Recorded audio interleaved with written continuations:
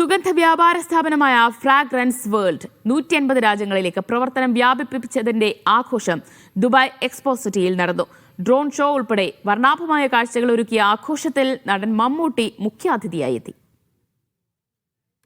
മലയാളത്തിൽ പറയുമ്പോൾ പോളണ്ടിനെ പറ്റി ഒന്നും പറയാൻ പാടില്ല എന്നാണ്. പക്ഷേ പോളണ്ട് മൂസയെ പറ്റി എന്തും പറയാം. പോളണ്ട് മൂസ എന്നറിയപ്പെടുന്ന മലപ്പുറം വളാഞ്ചേരി എടയൂർ സ്വദേശി മൂസ ഹാജി ദുബൈയിൽ തുടക്കമിട്ട സ്ഥാപനമാണ് ഫ്രാഗ്രൻസ് വേൾഡ്. ലോകത്തിൻ്റെ വിവിധ ഭാഗങ്ങളിലേക്ക് പ്രവർത്തനം വ്യാപിപ്പിച്ച സ്ഥാപനത്തിൻ്റെ ചരിത്രവും ജീവിക്കാൻ കുഞ്ഞുനാളിൽ നാടുവിടേണ്ടി വന്ന പോളണ്ട് മൂസ എന്ന വ്യക്തിയുടെ ചരിത്രവും അനാവരണം ചെയ്യുന്നതായിരുന്നു ദുബായ് എക്സ്പോ സിറ്റിയിലെ ആഘോഷ പരിപാടികൾ. ആഘോഷത്തിൻ്റെ ലോഗോയും സ്ഥാപനത്തിൻ്റെ ചരിത്രവും ഡ്രോൺ ഷോയിലൂടെ വാനിൽ തെളിഞ്ഞു.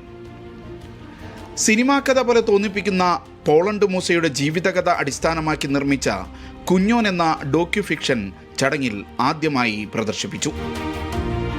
He was telling me his real story. I actually wanted to make that into a film. But unfortunately myself, he has made that film and he acted himself. So my chance is gone.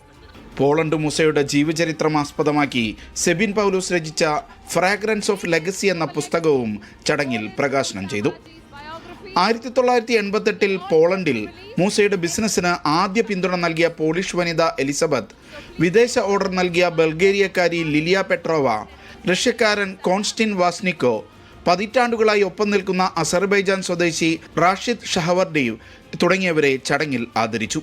ഫാക്ടറിയിൽ ജോലി ചെയ്യുന്ന 1000-ഓളം തൊഴിലാളികൾ പങ്കെടുത്ത പരേഡും expo സിറ്റിയിൽ നടന്നു. CEO PV Salam, joint CEO PV Safeer, Labeeb എന്നിവരും ചടങ്ങിൽ പങ്കെടുത്തു. Media 1 Dubai.